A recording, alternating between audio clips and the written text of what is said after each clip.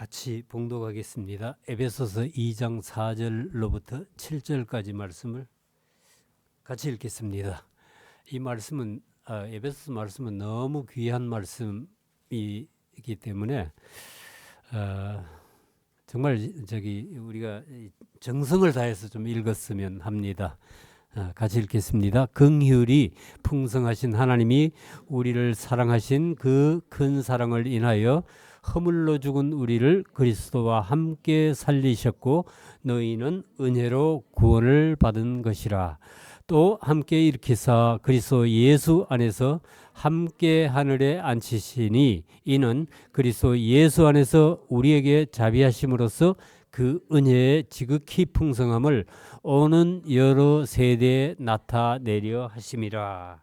아멘. 아멘.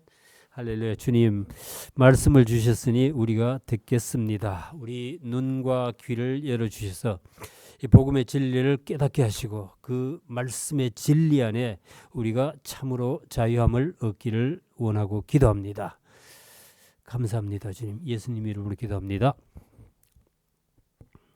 오늘 좀 여러분들이 좀 릴렉스하고 말씀을 들어주시기를 원합니다.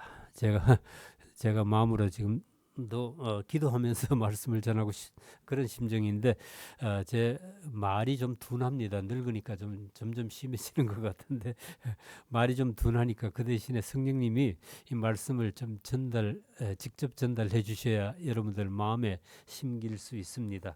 여러분들도 그런 심정으로 들어주셨으면 감사하겠습니다. 요즘 어설픈 이 과학자들이 유튜브에 많이 나옵니다. 그래가지고 뭐 똑똑해요. 재밌게 말도 잘하고 하는 이런 사람들이 나와서 하나님을 부정하는 그런 말들을 많이 하는데 그 듣기 좋은 말을 재밌게 이렇게 하니까 이게 돈이 되거든요. 근데 조회수가 올라가면은 그 사람들한테 돈이 되니까 어쨌든 뭐 그런 사람들이 많은데 누구는 뭐 어떤 사람은 자기를 갖다 스스로 우주 먼지다 나는 뭐 이렇게 그러면서 천문학자가 하나 있고 또 어떤 그 물리학자 하나는 자신은 독실한 불신자다 그러고 소개하고 뭐 그러는데 아주 이걸 뭐 기독교를 대놓고 우롱하는 일이죠. 굉장히 오펜시브한 말인데 그들이 마치 우주를 다 통달한 것처럼 아는 체 하는데 여러분들은 그런 데 속지 마세요. 사실 역사적으로 보면 정말로 실력 있는 과학자들은 신실하게 하나님을 믿었습니다. 그들의 공통적인 고백은 제가 여기 쭉 올려놨는데 몇 명의 그 코테이션을 올려놨는데 공통적인 고백은 뭐냐? 과학은 그저 하나님의 창조를 해석하는 일이다라는 거예요. 아이작 뉴턴이 이런 말을 했죠. 나는 하나님의 비조 세계를 탐구하는 사람일 뿐이다. 이분은 신약 성경을 열심히 연구하고 우주의 질서를 하나님의 지혜로 이해했습니다. 요하네스 케플러도 이 유명한 천문학자죠. 나는 하나님의 생각을 따라 수학으로 이렇게 하나님의 그 생각을 이게 무슨 말인지 그렇죠? 하나님의 생각을 따라 수학으로 생각하려 한 이게 이제 우주의 수학적 질서를 신앙으로 해석했다는 말이죠. 그 다음에 마이클 패러데이란 분은 전자기학에 엄청난 기여를 한 분입니다. 이분이 없었으면 오늘날 우리가 많은 것을 누리지 못합니다. 우리 마이크로웨이브도 없었을 것이고 저런 이 불편한 게 대단히 많았어요. 아주 훌륭한 분인데 이분이 뭐라 하냐? 나는 하나님께서 세우신 자연 법칙을 찾는 사람이다 그랬어요. 이분도 성경을 깊이 사랑했다고 합니다. 그 다음에 유전학의 창시자라고 부르는 맨델의 법칙이라는 거 다 배우셨죠? 이분도 자연의 질서 안에 하나님의 섭리가 있다고 믿었습니다. 그 다음에 알버트 아인슈타인은 뭐 이렇게 이분이 신자냐 불신자냐 이런 말이 많은데 이분도 고백한 게 있습니다. 이 우주의 질서 속에 하나님의 존재를 느낀다. 자신의 한계를 고백하고 이 유신론적인 세계관을 가졌다는 거예요. 와너 폰 브라운이란 분은 이 2차 대전 때 독일의 그 미사일을 만든 과학자예요. 예, 그다음에 그 로켓하고 미사일의 전문가인데 나중에는 나사의 우주과학자가 됐었죠. 예, 그 이분이 뭐라고 하죠? 과학은 창조의 법칙을 밝히는 도구일 뿐이다. 정확하게 말씀한 것 같아요. 그다음에 그 인간 그 게놈 프로젝트의 책임자라는 그 프랜시스 콜린스라는 사람, 이분은 그 Language of God이라는 책을 썼는데 뭐라고 했어요? DNA는 인간의 DNA는 하나님의 언어라고 그랬어요. 예. 예. 그 저기 이분도 처음에는 무신론자였는데 나중에 회심을 했습니다. 야, 이 저 성경에는 자 시편 19편에 이런 말씀이 있어요. 19편 1장 1절 2절 하늘이 하나님의 영광을 선포하고 궁창이 그의 손으로 하신 일을 나타내는도다. 이게 저기 자연 질서가 하나님을 증거하고 있다는 거예요. 예. 날은 날에게 말하고 밤은 밤에게 지식을 전하니. 3절 4절 말씀이 언어도 없고 말씀도 없으며 들리는 소리도 없으나 그의 소리가 온 땅에 통하고 그의 말씀이 세상 끝까지 이르도다. 자, 오히려 이 과학적인 진보와 발전이 하나님의 영광을 더 나타내고 인간을 예배의 자리로 인도합니다. 저는 그렇게 믿습니다. 예. 그럼에도 불구하고 여러분 신앙생활을 심각하게 고민해 보신 분들은 다들 이런 풀리지 않은 문제들이 속에 있을 거예요. 내가 분명히 믿는데, 예? 근데 마음으로 또 몸으로 느껴지지는 않는다는 것. 예. 그래서 오랜 신앙생활에도 여전히 변화받지 못하는 자신의 그 삶을 보면서 낙심하는 분들이 있을 거예요. 예. 여러분, 우리의 신앙생활에는 여전히 갈등과 긴장이 있습니다. 그게 뭐 크게 잘못된 거 아니에요. 예. 로마서 7장에서 바울이 이렇게 말하죠. 그러므로 내가 한 법을 깨달았노니 곧 선을 행하기 원하는 나에게 악이 함께 있는 것이로다. 내 속사람으로는 하나님의 법을 즐거워하되 내 지체 속에서 한 다른 법이 내 마음의 법과 싸워 내 지체 속에 있는 죄의 법으로 나를 사로잡는 것을 보는도다. 오호라 나는 곤고한 사람이로다. 이 사망의 몸에서 누가 나를 건져내랴. 그래서 여러분들은 이 사도 바울의 고백이 언제 한 거라고 생각되세요? 이 바울이 주님을 만나기 전에 기독교를 박해하고 교회를 박해하고 그럴 때에 한 말인가요? 아니면은 주님을 만난 후에 변화받은 후에 고백한 말인가요? 후죠. 예. 여기 사도 바울이 쓴 그 고백이 과거 시제가 아니고 현재형으로 되어 있어요. 현재 시제예요. 그러니까 그가 이 로마서를 쓰고 있을 당시의 심정을 고백한 거예요. 그런데 이런 갈등이 마음속에 있다는 것은 나쁘지 않습니다. 이거는 내가 영적인 사람이라는 것을 증명하는 거예요. 거듭나지 않은 만약에 육적인 사람이라면 사실 그런 고민 자체가 없는 거죠. 예. 왜냐? 지난번에 우리가 나눈 말씀처럼 육적인 사람들은 여전히 죄와 허물로 죽어 있는 자들이고 이런 자들은 선악을 분별할 수는 있겠지만은 선을 행할 능력이 없는 거예요. 예. 그러니까 내가 경험되지 않는 진리 때문에 갈등하고 변화받지 못하는 그 삶 때문에 고민하고 있다는 것은 그것도 내가 성화의 길로 가고 있다는 긍정적인 신호입니다. 그래서 이 사도 바울의 갈등과 내면의 투쟁은 보면은 그렇게 오래 가지 않습니다. 바울의 탄식은 곧 그 감사와 승리의 찬양으로 바뀌더라는 거예요. 25절 말씀이 우리 주 예수 그리스도로 말미암아 하나님께 감사하리로다. 그런즉 내 자신이 마음으로는 하나님의 법을 육신으로는 죄의 법을 섬기노라. 자, 여기서도 그렇죠. 육신으로는 여전히 죄의 법을 섬기고 있는데 어떻게 바울은 하나님께 감사할 수 있었는가?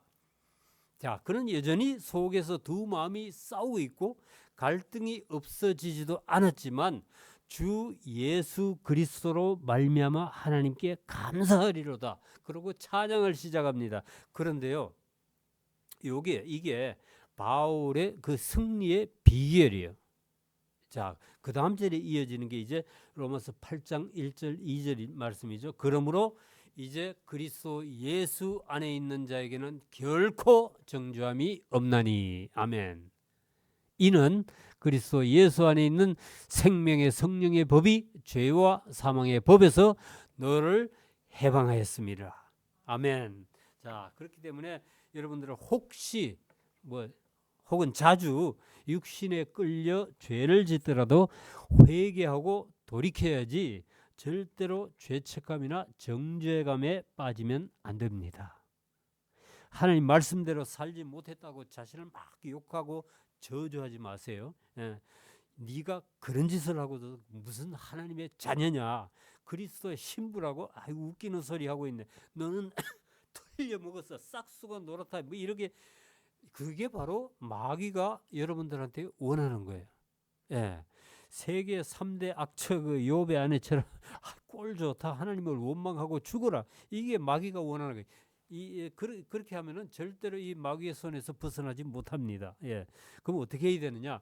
바울처럼 우리를 죄와 사망의 법에서 해방해 주신 하나님께 감사하고 찬양하라는 거예요. 그러면은 생명의 성령의 지배를 받고 자유함을 얻을 수 있습니다. 이게 우리 성도가 걸어가야 하는 순례의 길이에요. 이 길은 언젠가는 우리를 그리스도의 장성한 분량에 이르기까지 자라도록 이끄는 성화의 길이기도 합니다. 그러니까 눈에 보이는 대로 함부로 판단하고 막 정죄하지 마세요. 본인을 향해서도 물론이고 타인을 향해서도 그렇습니다. 어떤 사람이든지 그 사람 뒤에는 둘 중에 하나가 있는데, 하나님이 계시든지 마귀가 있든지 둘 중에 하나예요. 사람은 구원을 받아야 할 존재예요. 근데 하나님께 구원받으면은 하나님의 자녀가 되는 것이고, 마귀의 손에 구원을 받으면은 사탄의 종이 되는 거예요. 그가 누구의 인도함을 우리가 알 수 없기 때문에 우리는 눈에 보이는 대로 판단하면 안 됩니다. 성경에는 우리가 받은 생명, 그 영원한 생명이 얼마나 고귀한 것인가 이 강조하는 말들이 참 많더라고요. 근데 그 중에서 생명과 사망의 가치를 아주 적나라하게 비교한 말씀 하나가 있습니다. 전도서 9장 6절 말씀에 모든 산 자들 중에 들어있는 자에게는 누구나 소망이 있음은 산 개가 죽은 사자보다 낫기 때문이니라.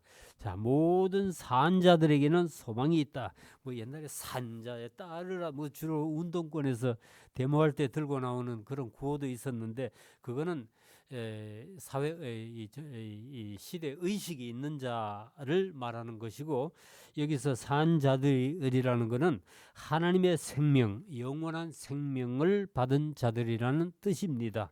산 자들에게는 이런 소망이 있기 때문에 죽은 사자들이 부럽지 않다라는 말이에요. 아무리 힘이 있고 위풍당당해도 그게 죽었고 생명이 없다면은 그거는 뭐 박제나 마찬가지잖아요. 근데 우리는 어떤 때에는 죽은 사자들이 너무 멋있고 부러워한단 말이에요.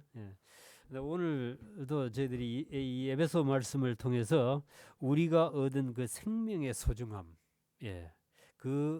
그리고 그 생명을 얻는 단계를 살펴보기를 원합니다. 지난번에 나눈 말씀에서 우리가 공부한 거는 죄와 허물로 죽어 있었던, 완전히 죽었던 우리가, 그러니까 본질상 진노의 자녀들이었던 우리가 하나님의 풍성하신 긍휼과 사랑으로 생명을 얻은 자들이 되었다는 사실을 우리가 확인했죠.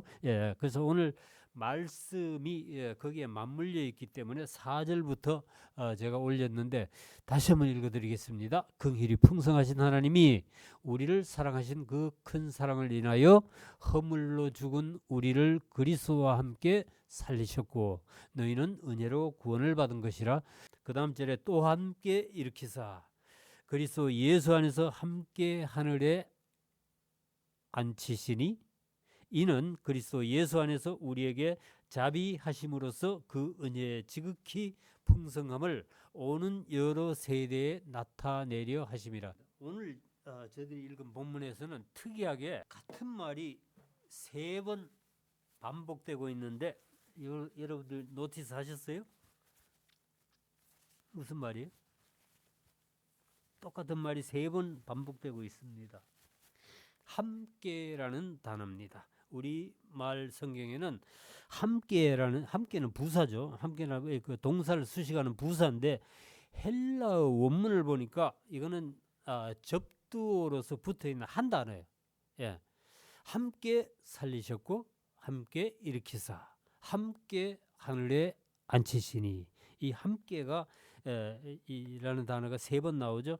그 헬라어 용법에 여러분들 오늘 공부 좀 하세요. 헬라어 용법에서 아우리스트라는 시제가 있습니다. 예, 굳이 번역하자면은 부정과거 시제. 과거 시제인데 부정이 그 긍정 부정할 때 그 부정이 아니고 정해지지 않은 부정. 시점이 정해지지 않은 부정 과거 시제. 이걸 아우리스트라고 그러는데 과거에 한 번 일어난 일인데 완결된 사건입니다. 예, 그게 그리스도의 인간 구속 사건이 이렇다는 말이죠. 이미 성취된 완료된 일이라는 거예요. 즉 하나님께서 그리스도 안에서 성도들에게 단회적 결정적 사건으로 생명을 주시고 일으키시고 앉히셨다는 거예요. 여기까지 머리에 들어오세요? 자, 예수님의 그 십자가 사건, 부활과 승천, 이 구속 사건이 이미 완료된 역사적 사건임을 여기서 문법적으로 선언하고 있습니다. 자, 그런데 누구와 함께 살리시고 일으키시고 앉히셨다고 그랬어요? 그리스도와 함께 그랬죠. 그리스도와 함께 살리셨고 또 그리스도와 함께 일으키시고 또 그리스도 예수 안에서 하늘에 함께 앉히시니 그랬죠. 그러니까 이거는 그리스도와 손에 손을 잡고 나란히 뭐 동행하고 동맹했다는 그런 뜻이 아니에요. 예, 헬라어 여기 제가 빨간 걸로 해놓은 게 그 읽으면은 쉰입니다. 쉰. 그러니까 밥이 쉬었다 그럴 때 쉰 있죠. 쉰. 그거하고 좀 비슷해요. 이게 쉰은 그 연합을 의미하는 전치사적 접두사입니다. 접두어예요. 근데 이게 무슨 뜻인가 뭐 하실 분이 있겠는데 이 비슷한 말이 사실 영어에 많이 남아 있습니다. 어디에 있어요? 그 우리가 오케스트라 같은 심포니라고 그랬죠. 포니는 소리니까 소리를 이렇게 모아놓은 게 심포니예요. 예? 그 다음에 싱크로나이즈라는 말도 있죠. 이렇게 동시 이렇게 맞추는 거. 그 다음에 신디케이트라는 말도 있고 심발릭하는 그런 말도 있고 또 음향기기 이게 여기 보면은 이제 옛날에는 그 믹서라고 있었죠. 신서사이저라고 그러죠. 신서사이저. 그러니까 그 소리를 믹스한다. 소리를 섞는다는 뜻이죠. 그 다음에 자동차 윤활유를 넣으실 때 여러분 이거 신테릭으로 할 거냐 이렇게 물어보죠. 신테릭 오일. 예? 예. 값이 한 2배 정도 비쌉니다. 그렇죠, 장님? 자, 그 오일을 화학적으로 합성했다는 뜻이죠. 그러니까 여기서 함께 살리시고 함께 일으키사 함께 하늘에 앉히시니라는 말은 우리가 예수님과 물리적으로 결합했다는 뜻이 아니고 화학적으로 연합했다는 의미입니다. 여기 무슨 뜻인지 이해가 되시어요? 물리적 결합은요 힘으로 떼낼 수 있습니다. 예, 두 사람이 아무리 꼭 끌어안고 있어도 힘으로 떼낼 수 있죠. 예. 그러나 화학적으로 결합되어 있으면 연합되어 있으면은 이건 도저히 분리가 안 됩니다. 열을 가해도 분리 안 되고 떨어지지 않고 폭탄을 떨어뜨려도 분리가 되지 않습니다. 우리가 교회의 머리 되시는 예수님과 이렇게 화학적인 연합 이렇게 이게 되어 있다는 거예요. 요한복음 14장에 예수님은 그러셨죠.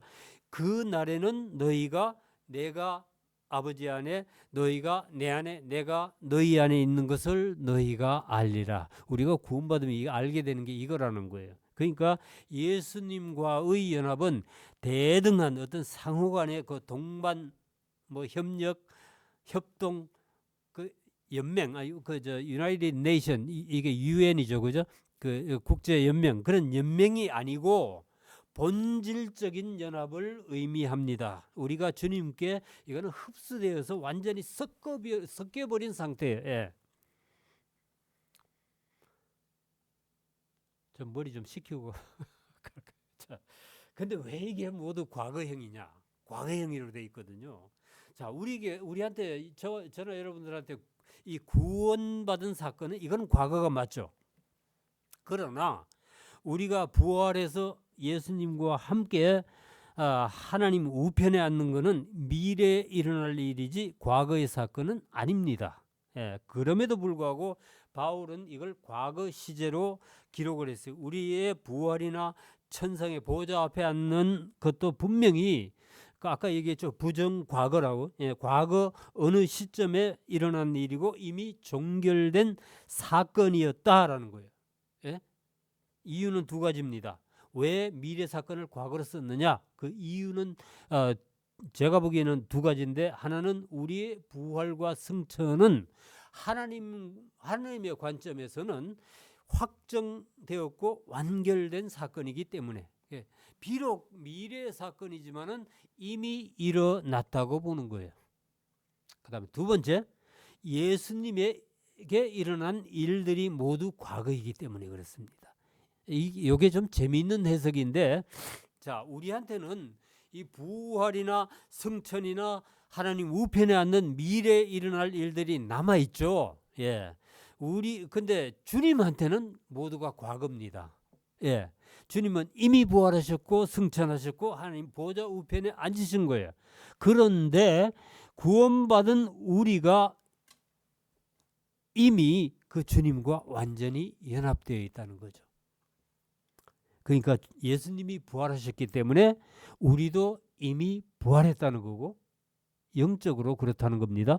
그 다음에 예수님이 승천하여 하나님 우편에 앉으셨으니까 우리가 주님과 분리될 수 없는 관계이기 때문에 우리가 이미 주님과 함께 하나님 보좌 우편에 앉았다는 거예요.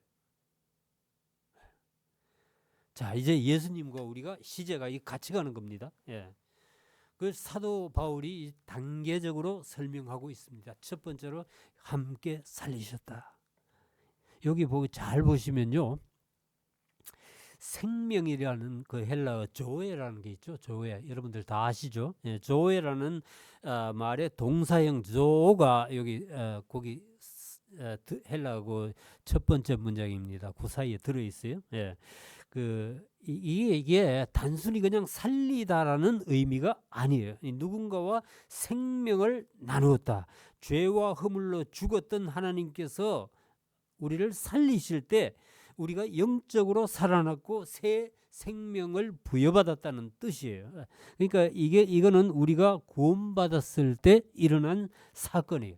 예.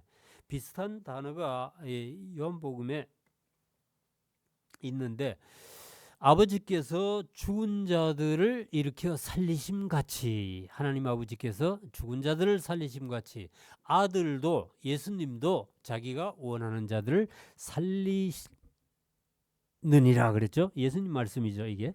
예, 우리 하나님 아버지와 아들 예수님, 이 부자는요, 죽은 사람 살리는 전문가들입니다. 예수님이 그랬죠. 아버지가 일하시니까 나도 일한다. 아버지가 살리시니까 나도 살린다. 예수님은 아버지가 하시는 일을 그대로 따라 하시는 분입니다. 자, 또 골로새 2장 13절 말씀에는 또 너희가 범죄와 육체의 무할례로 죽었으나 하나님이 너희를 그와 함께 살리시고, 똑같은 단어입니다.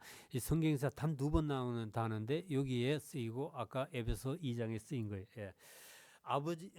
그러니까 하나님이 너희를 그와 함께 살리시고 우리의 모든 죄를 사하시고, 자, 주님은 이렇게 우리를 살리시고 우리에게 생명을 주시려고 십자가에 달려 죽으셨는데, 그런데 우리가 주님에게 연합함으로써 우리도 그 첫 번째 죽음을 맞이하게 합니다. 그걸 우리가 이미 맛본 자들이, 이건 영적 죽음입니다. 그래서 나쁜 게 아니죠. 예, 왜냐? 이거는 살기 위해서 죽는 거니까. 예? 그리스도와 연합하여 생명을, 그러니까 영원한 생명을 얻기 위해 죽는 거예요. 우리가 이미 영적으로는 첫 번째 죽음에 참여한 겁니다. 예수님과 함께. 자, 그 골로새 3장 3절에 뭐라고 했어요? 너희가 이는 너희가 죽었고 너희 생명이 그리스도와 함께 하나님 안에 감추어졌음이라. 아비가일이 그 다윗에게 그랬죠. 예, 사무엘상 25장에 예, 사람이 일어나 내 주를 쫓아 내 주의 생명을 찾을지라도 내 주의 생명은 내 주 하나님 여호와와 함께 생명 싸개 속에 쌓였을 것이요. 그런 말이 있습니다. 생명 싸개.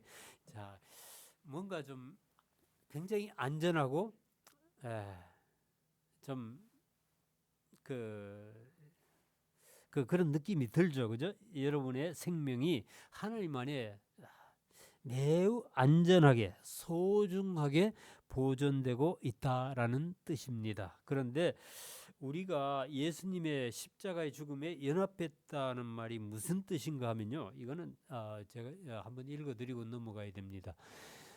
갈라데 2장 20절 말씀, 내가 그리스도와 함께 십자가에 못 박혔나니 그런즉 이제는 내가 사는 것이 아니요 오직 내 안에 그리스도께서 사시는 것이라. 이제 내가 육체 가운데 사는 것은 나를 사랑하사 나를 위하여 자기 자신을 버리신 하나님의 아들을 믿는 믿음 안에서 사는 것이라. 아멘. 내가 그리스도와 함께 십자가에 못 박혔으니 그런즉 이제는 내가 산 것이 아니요. 이게 여기서 나라는 이 존재의 주인이 바뀌는 걸 느낄 수 있겠죠, 그죠? 자기 중심에서 그리스도 중심으로 내 존재의 주인이 바뀌었다는 뜻입니다. 여기서 못 박혀 죽는 것은 내 자아입니다. 내 냄새나는 자존심, 이기심, 하나님 없이 혼자 살아보겠다는 그 옛사람, 이게 죽은 거예요. 십자가에 못 박혔다는 것은 죄된 내 자아의 종말을 선언하는 겁니다. 여기서 못 박혔다라는 말은 현재 완료형입니다. 현재 완료형은 여러분들 다 아시죠? 예. 나는 그 무슨 말이냐면 나는 과거에 그리스도와 함께 못 박혔고 그 죽음의 결과가 지금도 내 존재 속에서 지속되고 있다는 의미입니다. 못 박혔지만은 못은 박혔는데 그걸로 끝났다는 말이 아니고 성령 안에서 내가 날마다 자아를 못 박으면서 살아간다는 뜻입니다. 이걸 다른 말로 자아부인이라고 합니다. 예수님도 그렇게 말씀을 하시죠. 누가복음 9장입니다. 또 무리에게 이르시되 아무든지 나를 따라오려거든 자기를 부인하고. 자부인입니다. 자기 부인이에요. 예. 자기 부인은 무슨 말인지 아시죠? 예. my wife가 아니고 자기 부인, 자기 부정. 예? 날마다 제 십자가를 지고 나를 따를 것이니라 그랬습니다. 자, 두 번째로 함께 일으키사 그랬죠? 예. 이 말씀은 장차 우리가 주님처럼 부활하게 될 것을 보여준다고 저는 믿습니다.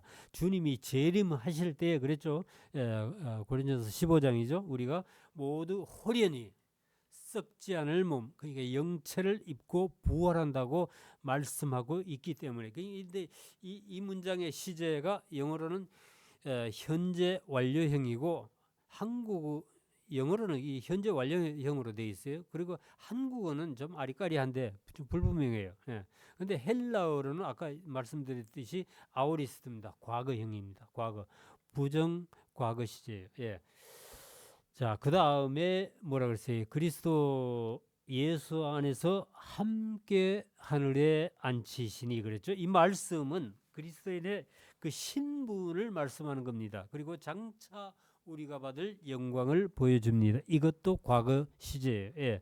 믿는 자는 이미 영적으로는 그리스도 안에서 하늘 보좌에 앉혀져 있다는 말씀입니다. 이것이 우리 예수 믿는 자들의 현재의 영적 정체성이에요. 우리 영적 아이덴티티가 이거예요. 얼마나 놀라운 일이에요. 예. 사실은 너무 이게 엄청난 일이라서 잘 안 믿어지죠. 예. 예. 믿는다고 입으로 고백하는데 이게 느끼지를 못하는 거예요. 예. 여러분들 중에서 그런 분이 있을 거예요 아마. 예. 이 말씀이 은혜가 되고 감동이 되기는커녕 전혀 마음에 와닿지도 않는 분들, 뭐 그런 분이 있을 것이에요. 아니 내가 살아났는지 부활했는지 내가 하늘의 보좌 앞에 앉아 있는지 전혀 그런 느낌이 없으니까. 예. 근데 우리가 어떻게 하늘에 앉은 존재가 되었다는 말이냐? 예? 내가 무슨 재주로 뭐 거기는 기어서 올라갈 수 있는 것도 아니지 않느냐? 사실은 그렇습니다. 우리 힘으로는, 우리 능으로는 절대로 불가능한 일이죠. 예. 근데 우리한테 일어난 이 모든 놀라운 사건들이 앞에서 우리가 읽었죠. 그리스도 안에서라는 그 조건절이 따라다닙니다. 그리스도와 연합되었기 때문에.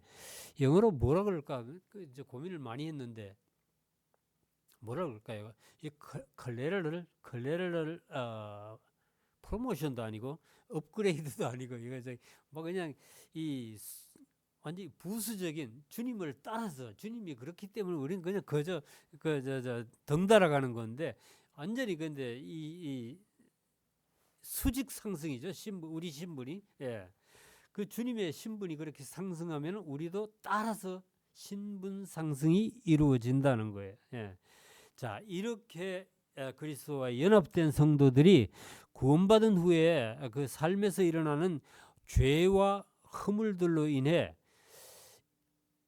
이미 획득되었던 구원이나 그 영적 지위를 잃어버릴 가능성이 있는가? 이거 생각해 보셨어요?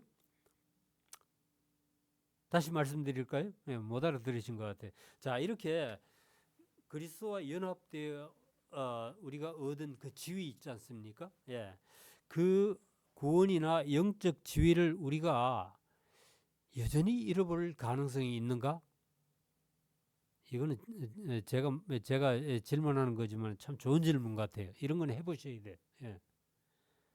예, 물론 성경에는 상황에 따라 또 맥락에 따라 상반된 설명들이 많습니다. 예를 들어 히브리서 6장 4절 6절에서 6절까지 보시면은 한번 비춤을 받고 하늘의 은사를 맛보고 성령에 참여한 바 되고 그 다음에 하나님의 선하신 말씀과 내세의 능력을 맛보고도 타락한 자들은 다시 속죄할 제사가 없다고 그런 말씀도 있습니다. 그리고 마태복음 7장 21절로부터 읽어보면은 평생 내가 주여 주여 하고 귀신도 쫓고 기적도 행하고 했는데 나중에 예수님은 내가 너를 도무지 모르겠다 이런 말씀도 하시잖아요. 그죠?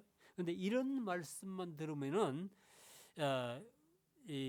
우리가 알미니안주의자가 되기 쉽습니다. 그런데 우리가 공부하는 에베소서의 맥락은 그것과는 다릅니다. 그렇다고 제가 무슨 장로교 교리를 신봉하는 칼비니스트도 아니에요. 저는. 예.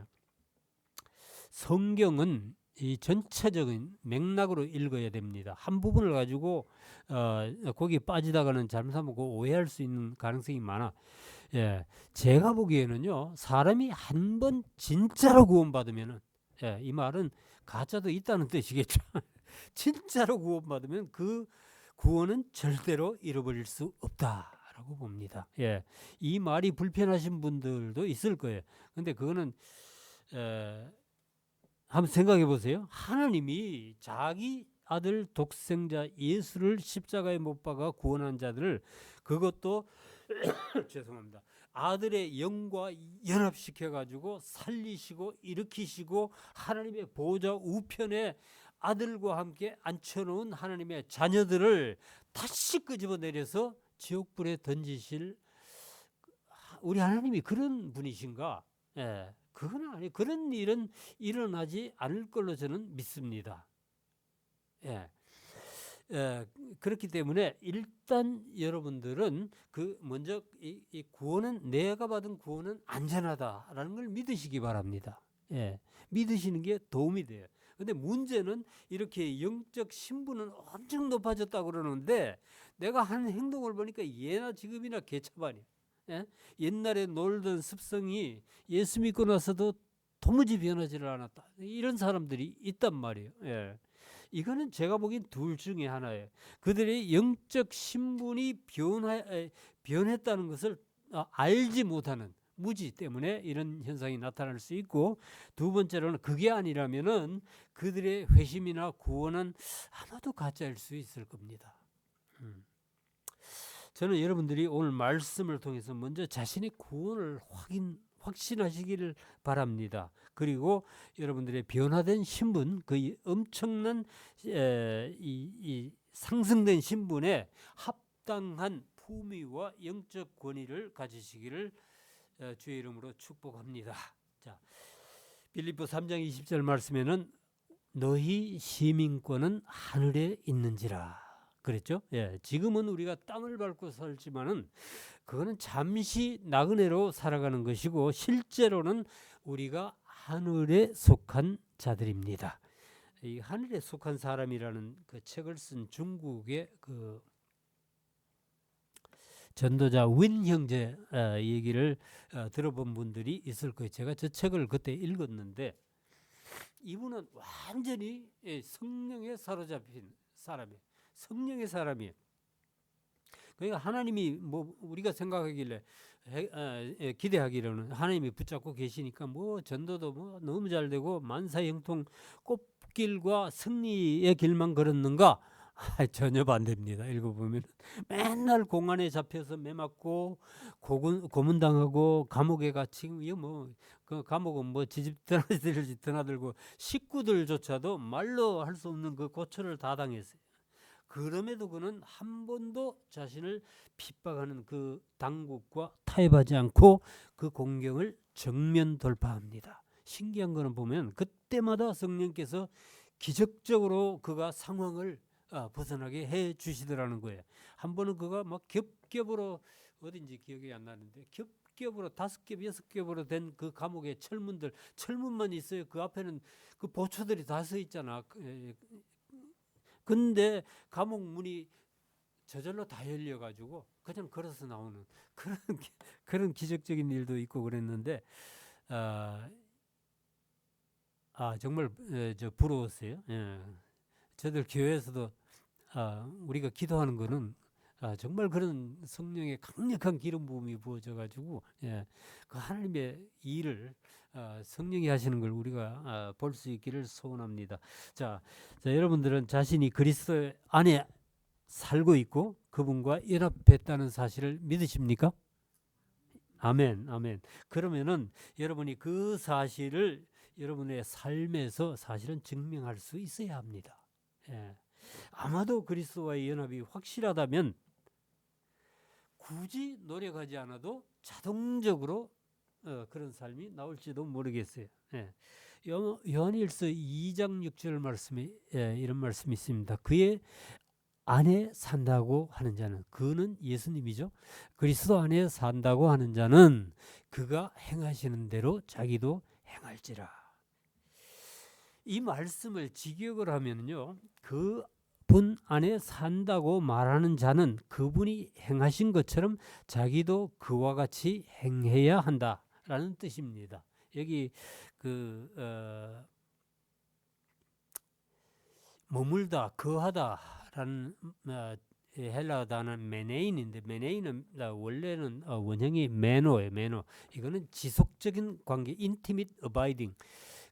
지속적으로 친밀한 관계를 유지하는 걸 메노라고 합니다. 자, 그분 안에 있다면은 그분을 닮는 삶이 여러분들의 일상에서 나타나야 한다는 뜻이에요. 신앙의 진정성은요, 주님을 닮음으로 증명이 되어집니다. 예수님이 보여주신 삶의 그 본질이 무엇이었어요? 대표적으로 4가지를 꼽는다면 아마 사랑과 순종과 겸손과 희생이라고 말할 수 있겠습니다. 자, 그리스도와의 연합 혹은 그분 안에 산다는 것이 그냥 단순히 교리적으로 그분께 소속되어 있다, 이런 말로 끝나서는 안 된다는 거죠. 예, 실제로 그리스도를 닮은 그런 마음과 태도가 우리한테서 나와야 합니다. 자, 첫 번째로 예수님은 어느 정도까지 하나님께 순종하셨는가? 하나님께 전적으로 순종하시. 요한복음 4장 34절 제가 안 올렸는데 한번 읽어보세요. 요한복음 4장 34절 보시면은 하나님 아버지께 전적으로 순종했다고 그랬어요. 우리가 주님과 연합했다면은 우리한테서는 어떤 순종이 나와야 할까요? 우리한테도 하나님 말씀에, 주님 말씀에 순종하는 삶의 모습이 있어야 합니다. 두 번째로 예수님의 섬김을, 순서가 잘못됐네. 아까 얘기한 거하고, 섬김은 어디까지 갔느냐 하면 제자들의 발을 씻어 주시는 데까지 하셨습니다. 요한복음 13장 14절이 있습니다. 여러분들이 좀 더 겸손하게 섬기는 삶을 실천할 수 있기를 기도합니다. 그 다음에 예수님의 사랑은 어디까지 예수님이 사랑하셨는가? 세상이 기독교를 미워하고 목사들이 욕을 먹고 있는 세상이지만은 예수님을 비난할 근거는 없어요. 그 예수님을 욕하는 사람들은 뭔가 잘못된 사람들이, 꼬인 사람들이죠. 예수님이 사랑이 너무나 하신 일이 너무나 그렇게 놀랍고 정말 인간이 할 수 없는 일이기 때문이지. 예수님의 사랑은 어디까지 갔나요? 원수를 사랑하심까지 갔다는 거예요. 누가복음 23장 34절 말씀이 있습니다. 주님이 이렇게 용서하셨다면은 우리도 우리에게 죄 지은 이웃을 용서할 수 있어야 합니다. 이게 우리가 주님을 주님의 행하심을 담는 그런 삶입니다. 그 다음에 네 번째로 주님의 희생은 어디까지 갔느냐? 십자가를 지시는 데까지 갔다는 거예요. 자, 여러분들은 매일 자기 부인 자아 죽음을 실천함으로써 이 주님의 십자가에 동참하실 수 있기를 주님의 이름으로 축복하고